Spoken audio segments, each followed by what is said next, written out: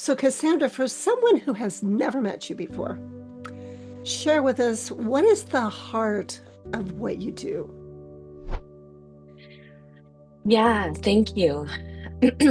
I have Mm, recognized that I am a bit of a bridge between mm, systems that weren't designed for human sustainability and the mm. people who have good intentions operating within those systems who have their own broken systems.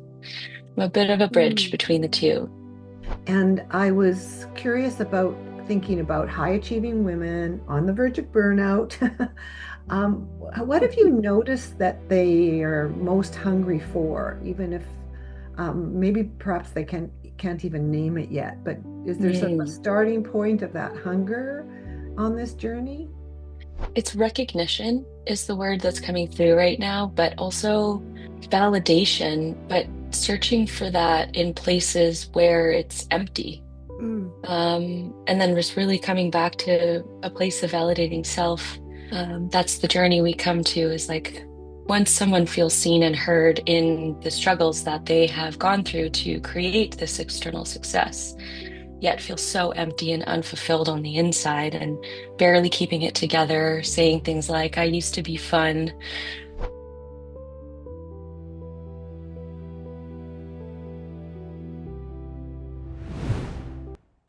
So, welcome back to the Healing You Method podcast.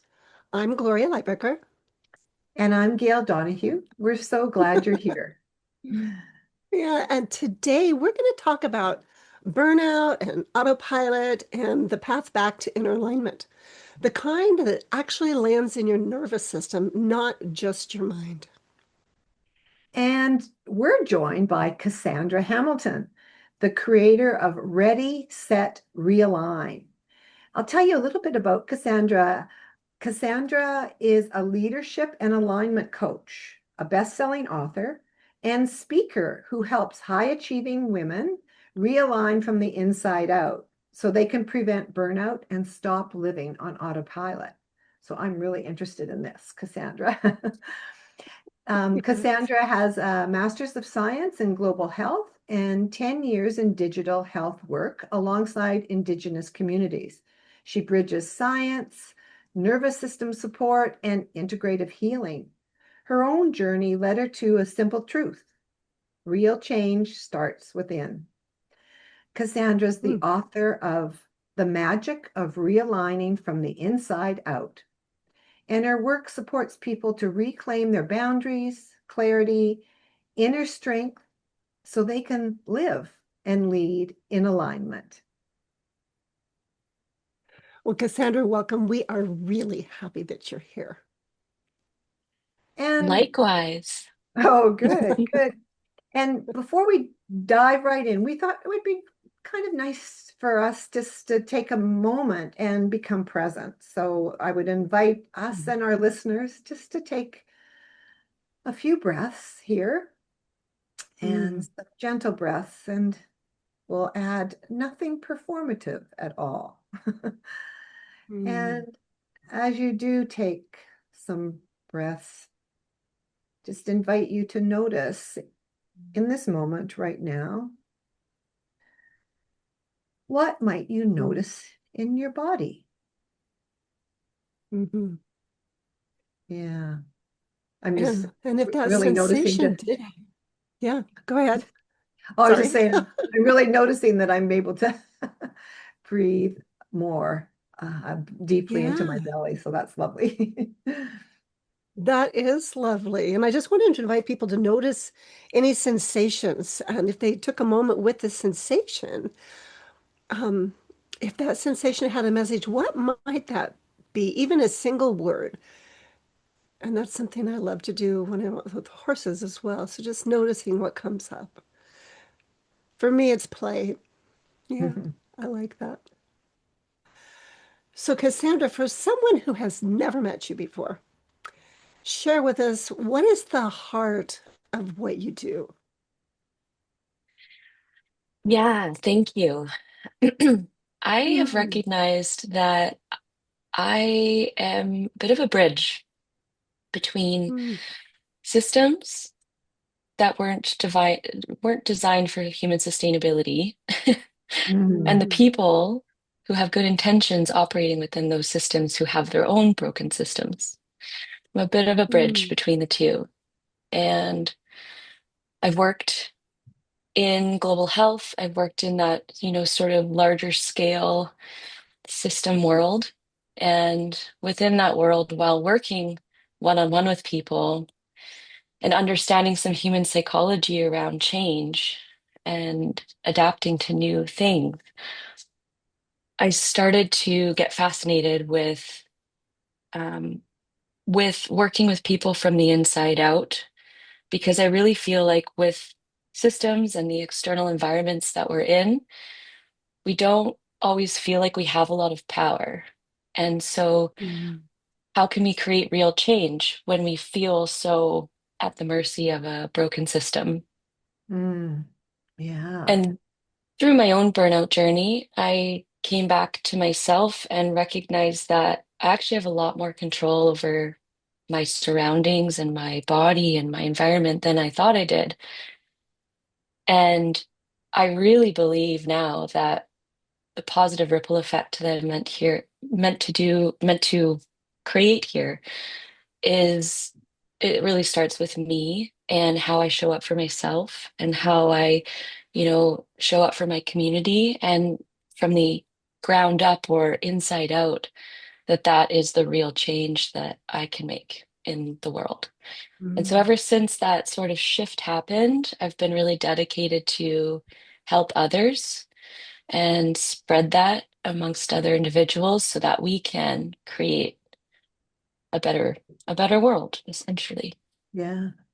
Well, I love what you said, and when you said the inside out and mentioning that you realized that you did have more power and choice than you had thought you did. And I was curious about thinking about high achieving women on the verge of burnout. What have you noticed that they are most hungry for, even if maybe perhaps they can't even name it yet, but is there sort of a Mm. starting point of that hunger on this journey? It's recognition is the word that's coming through right now, but also Mm. validation, but searching for that in places where it's empty. Mm. And then just really coming back to a place of validating self. That's the journey we come to is like once someone feels seen and heard in the struggles that they have gone through to create this external success, yet feel so empty and unfulfilled on the inside and barely keeping it together, saying things like, I used to be fun. I don't know what happened to my life. Mm. I just do things, but I'm not present and I'm stressed and anxious all the time. They're really looking for that, Mm, the validation of the good girl, that they're performing well, like they really care about that image, but they haven't reconciled that with their inner world yet. mm, thank you. Yeah. Yeah. Well, it's that I just want to hold a lot of care with that. I just want to take a pause just because that's such a that's a deep place to find yourself Mm, or to allow yourself to even be witnessed there. Um, and so it sounds like you're really untangling something there. You're really supporting them to gently undo something. I'm wondering, is it possible to put a few words around what that is or what that, because it's a tender place. It's a Absolutely. really, And to be quite transparent, it's been challenging to, in a traditional sense, market or reach the people who need this support because high achieving women are attached to the image of productivity and being a doer and holding it all together, right? Because that's how they receive external validation. mhm, They've built this image of themselves. And so if you mm, start to look at the image as part of the issue that needs to be untangled, there's resistance there. And so it's more about advocating and creating education around, okay, but how are you feeling? And like, let's start there. Yeah. Yeah. Mhm. Oh gosh, I can recognize so much of what you're sharing here from myself and women and others that I've worked with. But and so, when how do you how what would you do like that? That autopilot that we're kind of there in terms of working on that success and getting that recognition. Um, I guess I got a couple questions. What do you think it protects us from feeling? And how could we start to think about it? Is there something that you might invite people to consider asking in terms of starting to get that education and start to shift rather than getting, I think you said, defensive about looking at yourself? Yeah. Oh, you ladies have great questions. I love this. Could you please repeat the first one? I got caught up in the second one. Oh gosh, yeah. Let me see if I can. Yeah. What does when we're in that autopilot, in that autopilot of, okay, this is what we must do to be recognized, to be seen and successful. Um, what is it protecting us from feeling? Mm. Yeah, I mean, I can speak for myself when I was working in downtown Vancouver, had a great job. I had an apartment downtown. I was like at the pinnacle of success of doing everything right on paper. And I just felt this like anxiousness. It was like anxiety. It felt empty. I felt disconnected. And so I think I was distracting myself more by doing more, by pushing through, by coping with other things like being social all the time or covering things up. And I didn't want to look at it. I didn't want to face it until I absolutely had no choice because I went through a series of losses and I just couldn't hold it together anymore. Mm. So I think that's what we're covering up is just sort of the because it's been such a feeling of disconnect. It's scary to go back there because you don't recognize yourself. And it's not easier, but there is a tipping point, right? It is easier to pretend until it's not. Yeah. Yeah. Yeah, So, yeah, it's like almost in a yeah. denial of what's actually happening and an avoidance of that. And And a confusion because in yeah, society, we've done everything right. So we start to take it on as like, well, I must be the problem, yeah, yeah. Oh right? gosh, yeah. And Yeah. we've been led into a situation where we've created this inner um, abandonment, Mhm. but we're also the solution. Yeah. Well, and So, so just acknowledging too, though, how we don't have a lot of models of what it might look like to live our life differently. mhm.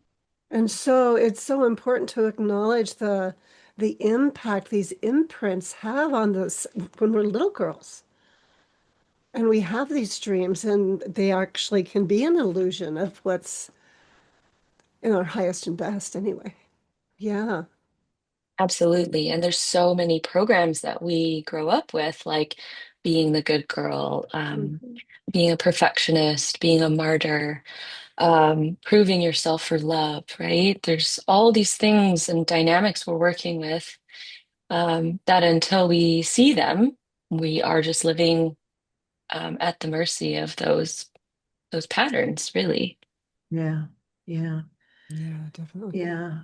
So as you shared that and you gave us a little bit of info about, some series of life events and losses, I'm wondering if you could share with us, enough that feels comfortable about what maybe happened for you to know that it made it clear in your body, clear in you that something needed to change and you had to make this change no matter what.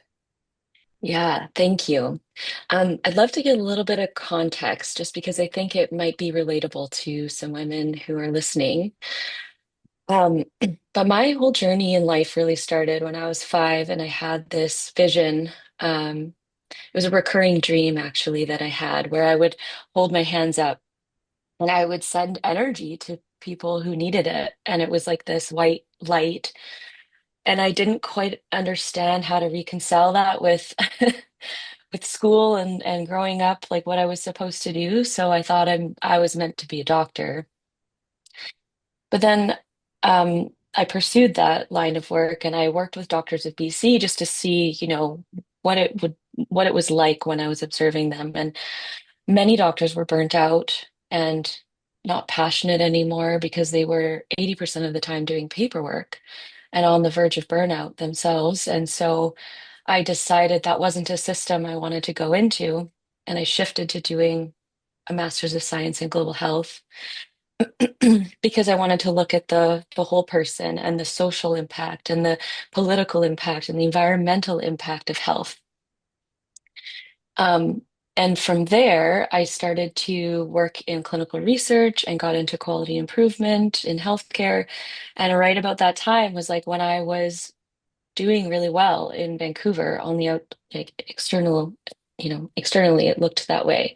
And social media told a certain story, right? Mm. Um, get into that later. But yeah, around that time I lost my both my grandparents and then my other grandmother and then my dog.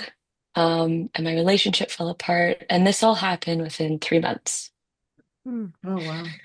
Yeah, and so I was dealing with this like shock and grief, and I was going to talk therapy, but it wasn't working for me because it was just so much. Like my nervous system needed something else. And that's when I started really staying open to alternative modes of healing and got into bioenergy healing and Reiki and sound healing and really diving into my inner world, meditation, these things. And um, yeah, that's really when my journey began, coming back to myself. And my book actually, I didn't start out to write a book, but I was just journaling for a long time about, for years after, like all the tools and lessons I'd learned and how I integrated it and try to understand myself through paper, like reading back to myself. And then I was like, wow, this could really help other other women who go through this. And Mhm. I recognized there was a four phases I went through in that process. And so I broke that down and then talked about it in my book with my story. And yeah, so that's how that all happened. And that's how I help other women in a condensed format, Like my process was a little bit more, and for long, long years, kind of all over the place. But I really there are 4 phases to go through in order to really start living this way and showing up differently for yourself. Mm. Yeah, so as you look back on that whole season, because and it's true, I think for everyone, everybody's going to have their own rhythm with that journey. And taking the time as you did to really to get to know yourself. Um, when you went through that, the nervous system patterns, did you, it sounds like maybe they were both, put where you'd go through this push drive or shut down, or when both would activate at the same time even. Would my nervous system shut Mm-hmm. down Yeah. when I was going through my own journey of figuring things out? Yeah, well, it Or sounded like it. Well, you did like this, so it sounded like oh maybe it yeah. go through a push pull, and then it might even freeze, or then it maybe both at the same time. I know that for myself, I've had the experience of the gas and the brakes on at the same time. Oh, And I see. yeah, Yeah. Yeah. No, absolutely. I mean, just like anything in healing or yeah, life, it's not linear. I was talking about this with someone yesterday because we explain things in a linear fashion. We're like, oh, mm, that sounds great. Yeah, 4 phases, great. We don't talk about the roller coasters that, it's not easy, but it is mhm, simple. And if you give it the space that it deserves and the pause, I always say the power is in the pause, we get to choose mm, differently. So, yeah. Yeah. So, is there, do you now in looking back and what you've created with your program, is there sort of something that you now know that you needed the most and you weren't Mhm. to yourself? Yeah, I mean, there's a few golden nuggets here. I mean, learning how to embrace the word no as a yes for myself. Mm, Yes. that's good. Um, and the through line with that is that I've really recognized that my self-leadership, also self-care, however you want to describe it, is foundational to my external motivation to be of service. And without it, I cannot move forward with serving in a sustainable or authentic way. So, really, I work with my clients to really anchor that in with their environment. So, we talk about like using physical objects as a reminder of a thing that you need to be able to do what it is you're here to do. Um, yeah, so for me, it's a ring. And when I look at this ring, I'm reminded that no, you're going to do this thing for yourself because it is the bridge between Mm. where you are now and being of service tomorrow to someone. So making that connection has been huge for me because we can know something, but until we know something and integrate Mm. it, um, we're not living that way. Yeah, so you're talking about embodying it, really Yes. embodying it. And so that's really what I'm hearing you talk about is your experience and how it taught you the difference between your previous experience of being so successful, right? And then actually living aligned with your truth from the inside out. Yeah. Yeah. And I mean, it brings a lot of fear up for a lot of people to say, like, especially with women in healthcare and human service roles, it just seems to be where I've landed because those are the most caregiving roles, and caregivers need the most support, I think, or our communities are going to fall apart. Yeah, Mm. Um, yeah, so yeah, like being able to say, hey, that was really intense for me. I need a moment. I'm going to go to the bathroom. I'm going to take care of myself so that I can take care of you. And we have tools that I share in order to do that, to emotionally process in a, using an acronym that I share with my clients. And yeah, there's a lot of things we can do, and it doesn't have to take a long time or like an hour-long meditation. It's just using these simple practical tools and remembering to pause. yeah. Mm. Mhm. That's so interesting. And I think, what what were describing right there is often in, most communities or niches, and certainly in the business world, it's seen as kind of a weakness to take care of yourself. Yeah, Um, until it's not though, yeah, right? so Until it's it's, not. yeah, And exactly. when we say stay strong in that message, it's actually quite inspiring to other women to follow Mm, suit and say, yeah, like that is true. yeah. We need space for ourselves to do that. Like I think the narrative is changing. Mm. Mhm. Yeah. Yeah. Well, we certainly hope so, don't we, Gloria? Well, and it does you're like a spark. But not just a spark, you're actually the spark lit within you, and you took the time to tend that to where now you've nurtured and you have a flame that can really hold you up. And Mm, as you go out, you're going to then light that flame within others or be a mirror of what's possible. And that's the inspiration that comes out. That's what I'm seeing. That's what I'm touching Oh, into. yeah. And thanks. that's really Thanks, Gloria. powerful. Yeah. Yeah. hmm It feels So, like such an honor, honestly, just to facilitate and hold space to help women rise up, even just a little bit. yeah. Yeah. Well, Yeah. and I'm curious, when as you're helping women on this beautiful journey and inspiring them with your lovely, beautiful spark, um, what do you see people do that they may think they're doing self-care, but it's actually another form of performance? Mm-hmm. So I will say that going to the spa for the weekend is not deep self-care. It Mm, is a temporary fix. Yeah. Getting a facial, getting your hair done, like, yes, those things feel nice and absolutely do those things. Yeah. But it's not really getting to the root of what your soul is craving. Mm, Hmm. yeah. Yeah. Because I think Mm. that's sort of, often what we hear. Oh, go to the spa, go, go walk, on the beach, or go get, yeah, as you said, go get your hair done. But it's not really what I'm thinking, and the words you've said, realign. So how would people practically know that they're helping themselves to realign? Hmm. Great question. So I have a four-stage process that I go through with people. The first step is to observe yourself. So we go through a process of just becoming an observer of what's going on without judgment, just curiosity, but not even curiosity to start, just observing. Then we get a bit curious. We start regulating our systems and understanding like what's happening in our body as we're going through and observing ourselves. Then we start to understand, okay, where did this pattern that I'm seeing emerge come from?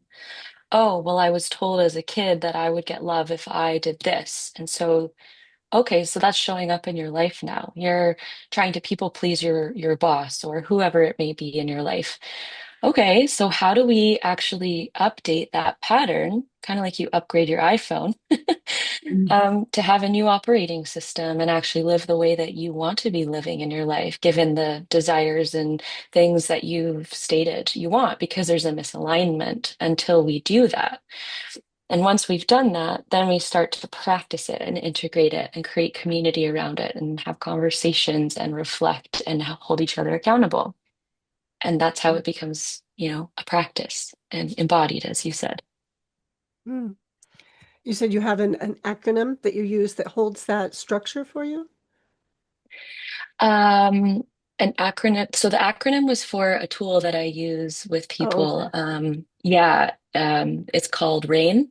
I don't know Uh-huh. if you've heard of Tara Brach, but she's Yeah. incredible. She's all about radical self-compassion and tending to our own emotions because they're just Mhm. energy in motion. And if we don't look at, okay, that's triggering me, and make that, known to yourself and then be able to process what's going on, then it can't move through. And then you're ruminating all day, or you feel it in your body and you push it away.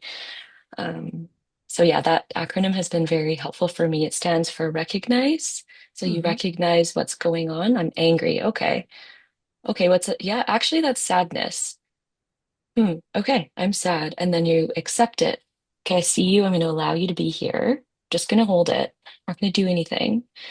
Then we investigate, why might I be feeling sad? What's the root of this? And once you start to understand that tender part of yourself, you can Mhm. start to nourish it and self-soothe. And it's amazing what happens when you move through an emotion like that.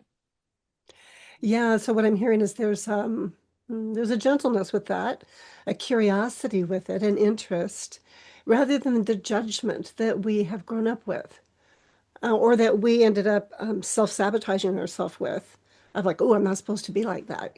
So it's definitely more open and gentle. I like that. And that you're Yeah, modeling that too. So I appreciate that you had a difference between that you have identified four phases, but then that was just a practical tool that you also have correct. really enjoyed having and as a tool to share with others. Very much. Yeah. Yeah. Yeah.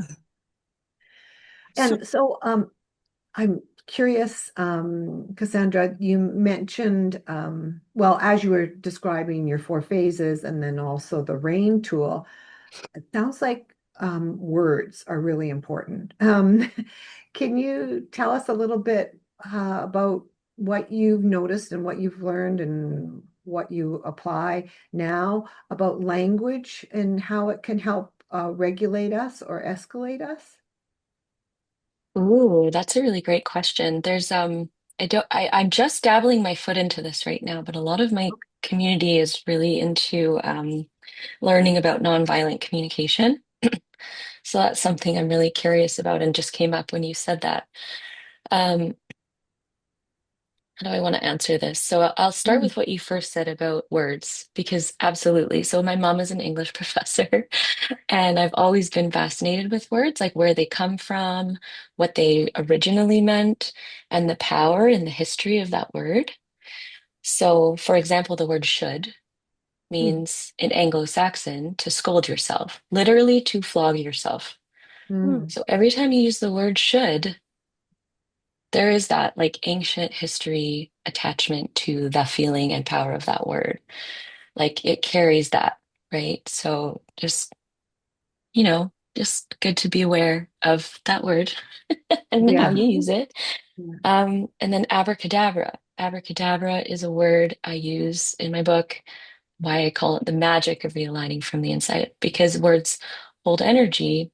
And like with abracadabra, it actually means with my word I create. Mm, So mm. we have a thought, we speak the thought becomes, an action, the action becomes our reality or identity. With my word I create. So the energy and intention that we are putting out through the use of our words is casting a spell on our life daily.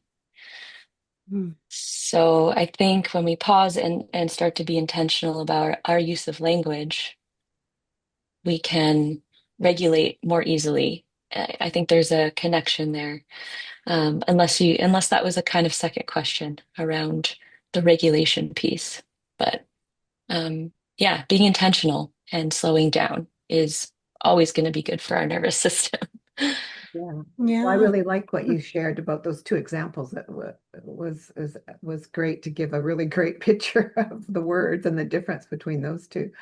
Right? And it Yeah. also is that positive, like if you want to have a positive ripple effect and truly live from the inside out, you have the power to create those words. And, that is your spell. That is Mhm. what you have to share with the world. So, Yeah. What I'm hearing in that too is that when you use the power of the pause and you pay attention, you become present, and then you're in choice, full choice, rather than on autopilot, as you talked about the autopilot earlier. And the autopilot would be using the flogging words, should, have to, you ought to, and then the abracadabra brings in playfulness, you know. It mhm. brings in the magic you're talking about. There's a lightness that comes with that. And what I'm hearing that you've taken the time to develop is a strong bridge, but one that's flexible and adaptable. You were talking acronyms. I really enjoy Daniel Siegel's acronyms, and he says FACES, flexible, adaptable, coherent, energized, and stable. That's a strong nervous system. And so I see that as the bridge that you're creating between those worlds, if you will, that can invite people to Yeah. come back to life. Yeah. Thank you. Yeah, I struggled for a long time to understand how to make things practical and accessible for people, Mhm. especially women who are part of those like high achieving, dominant, roles where they have to have everything together. It's like, how do I get through to a woman who has that, identity and is so like carrying that so strongly? How do I reach her? And so yeah, just finding the feeling and the relatability of the stories of like examples and like just poking a little bit to help uncover a bit of curiosity. Mm, Um, you just need a little bit of curiosity, and then everything starts to sort of be seen. Hmm. yeah, Kind of unravels it, huh? Hmm. yeah. And I wanted to pick up on a thread that you mentioned before about community, and I think you said that community is important. And so I was wondering, with community, what does healthy support look like with a community, and what doesn't it look like? Yeah, yeah. So this is community is so important to me. I create it kind of everywhere I go because it's a big value for me. But also, we were hardwired for connection. So it's, we have a loneliness epidemic right now, and it's like Mm. we all need community. But I resent a little bit of the like commodification or like, yeah, of community. Like it shouldn't be something we always have to pay for. But the power of community is seeing yourself in another person and being able to remember that we're not alone, and then to ask for support and show that we can depend on others, um, because we've become such individuals and, priding ourselves on that, but then not recognizing on the flip side the loneliness that that creates. So, community is something where we heal in community, we understand in community, we are able to have compassion for others and then see ourselves in another. So it has this like beautiful mirroring effect of compassion. Mm. Yeah. And yeah, I've actually started my own virtual event every month, to bring together women in health and human service roles. It's a free event. I host four new speakers a month to share their story, and then we have a discussion at the end. And so that's been really beautiful just to bring people together and have dialogue around the challenges they've either overcome or are going through. And my hope is to build that, continue building that this year, as a place for Mm. people to come and share. And it's a free event just to hold space for community and give back where I can. How beautiful. Amazing. Yeah, I really um, I like the framework that you're doing. I do a lot. It's it's really different from what I've heard others that are doing, and yet it's really inviting those conversations, the stories to be shared, where people can align with one another or resonate with one another, and then have conversation. That's Yeah, yeah, absolutely. And actually, Gloria is going to be a guest, and Gail too, if you're interested. Yeah. Yes, I haven't had a chance to email you back, but yes, I am as well interested. Yeah, yeah. so if anyone's listening and they want to come hear Gloria and Gail speak at the next event, we'll leave the link for you somewhere. Yeah, in the show notes. In the show Yeah. notes, yeah. Yeah, I Yeah. actually also I in the last 2 weeks it's been crazy, like the speaking of magic and just like getting into alignment with what I'm doing, because it's been a journey in itself in the business world, as you both I'm sure Hmm. know.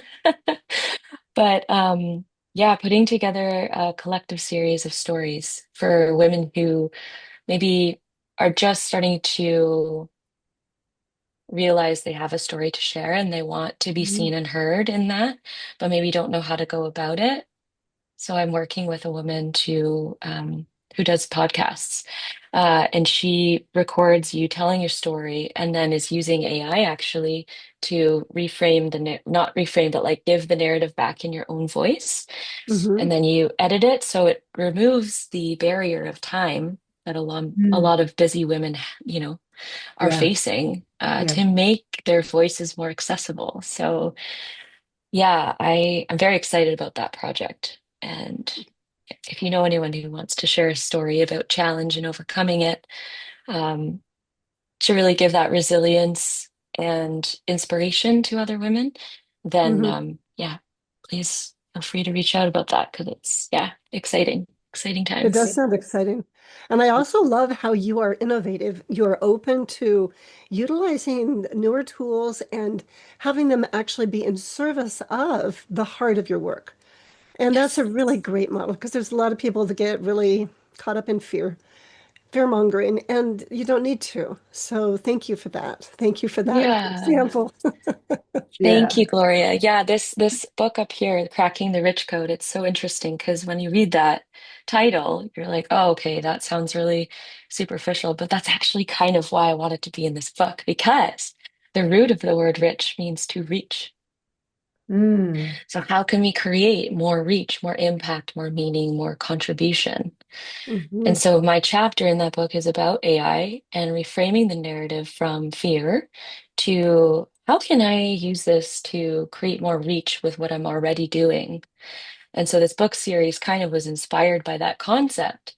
Hmm. And while we need critical thinking and lenses on environmental degradation and ethics and governance around AI, absolutely, there is so much innovation and cool things we can do with it if we use it as a tool rather than a dependency. Yeah. Hmm. Yeah. Huge distinction there. Yeah. And I love that. So what volume is that? So people will know which one to go grab? 19. Yeah. Thank you Yeah. for sharing that. Yeah, Mhm. that's beautiful. And so you've got two books that you've got out there, and you've got a group that you're now, or community that you are nurturing. And Yes. let's see, I wanted And the to have book is you. going to be called The Power of, or no, what did we decide yesterday? Oh, we came up with a title. It's uh, Rise of the Self-Led Woman, The Rise of the Self-Led Woman. Ooh, Interesting. I like that. Yeah. Yeah. Yeah. So if you could offer just one small realignment invitation for our listeners for the next 24 hours, what would that be? Mhm. Take the thing that you know intellectually, whether it be, 3 deep breaths every few hours, or um, using a tool like Rain, or, things that you know. Mhm. I would invite you to practice it, like actually bring that into your experience, um, and just play with that, see what works for you, see what doesn't, but don't shove things off as, I know that already, because if you knew Mhm. it genuinely and integrated, you wouldn't say, "Oh, I know that." You would say, Mhm. "Oh, I practice that." Oh, Right. Right. That's so true. It's practicing and embodying it. Yes. Mhm. Oh, that's so good. Well, thank you for that gem that you've just shared with us as we get ready to close here. And Cassandra, I just wanted to thank you for the honesty and the steadiness that you bring here to the mhm. world. And can you tell us where people could find you and your work? Yeah, absolutely. I have Instagram, LinkedIn, Facebook. I work one-on-one with women, so I have a 12-week program. I can work more intimately and do a deeper dive. If you want to work one-on-one with me, I do group coaching. You can come to a master class, and we'll leave the link in the show notes for you on that. Or you can, get in touch. I have a QR code here that you can scan to book into my calendar, and I'm also open just to have coffee because I'm here to connect and contribute. So however I can do that for you, even if it's just a small nugget of pivoting into a new direction, then I'm so happy to do that. Yeah, so I'm kind of everywhere right now. You can find me in the bookstore, yeah, there's lots of places, but I'll give you all the links. And if you're interested in Yeah. knowing more, please get in touch. Yes, and we'll definitely put all those links into the show notes. Yeah. And if you've enjoyed today's episode, please follow, rate, and review. It helps these conversations reach the people who need them. And next week, we'll be welcoming our guest Matthew Grizz Barrier for a grounded human conversation about nervous system safety, grief, and what it can look like to approach sacred ceremony with love, humility, and real integration. Until then, we invite you to notice what your body is telling you. And remember, all healing is relational.